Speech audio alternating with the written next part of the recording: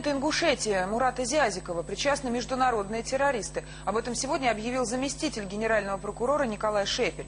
Доказательства спецслужбы обнаружили в тайнике, где хранился архив Абу Дзейта, эмиссара Аль-Каиды на Северном Кавказе. Напомню, 2 года назад террорист-смертник атаковал кортеж главы Ингушетии. Пострадали несколько человек. Самого президента спас бронированный автомобиль. Репортаж Ольги Керихи. Ответ на вопрос, кто спланировал покушение на президента Ингушетии, неожиданно для себя оперативники получили в чеченском селении Цоцин-Юрт, в доме 56-летнего Вахи Салтаханова, тестя арабского эмиссара Аль-Каиды Абу Дзейта, убитого в прошлом году во время спецоперации. Помимо оружия и боеприпасов в доме хранились ценные для спецслужб архивы, видео и аудиозаписи кровавых преступлений боевиков, так называемые отчеты арабскому наемнику о проделанной работе. В ходе исследования этих записей и сопоставление с обстоятельствами расследования уголовного дела, которое было возбуждено 2 года назад о покушении на президента Ингушетии Мурата Зязикова, установлено, что к этому покушению, вы помните, взял тогда на себя организацию покушения Басаев.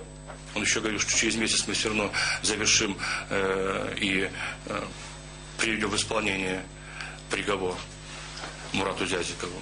Сейчас, значит, установлено, что к этому покушению активно готовился, принимал участие Абу Дзейт. На диске надпись на арабском: «Исполнение приговора президента Ингушетии». Когда бандиты снимали эти кадры с расстояния примерно в километр, даже не предполагали, что покушение не удалось.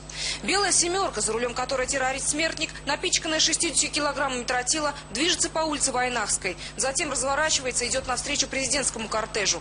Удар планировался нанести в лобовую. Водитель президента прижал машину к обочине. В тот момент и раздался взрыв. Он был такой силы, что в соседних домах стекла вылетели вместе с рамами, а на месте взрыва образовалась 2-метровая воронка. Пострадали 7 человек, в том числе 3 охранников президента и 9-летний ребенок. Получил ранение и сам Мурат Зязиков, но в тот же день вышел на работу, чтобы успокоить жителей республики. Сегодня эти кадры он увидел уже со стороны. Подтверждаете ли вы, что это запись вашего покушения? Я подтверждаю. Если бы кто-то со стороны мне сказал, что с этой машины можно выйти живым, я бы не поверил бы. Силовикам предстоит исследовать еще множество таких записей. Возможно, они прольют свет на многие преступления, которые навсегда уйдут из разряда нераскрытых. Ольга Кири, Ольга Кузнецова, Владимир Черных, Валерий Хузмиев и Виктор Ангелов. Первый канал, Северный Кавказ.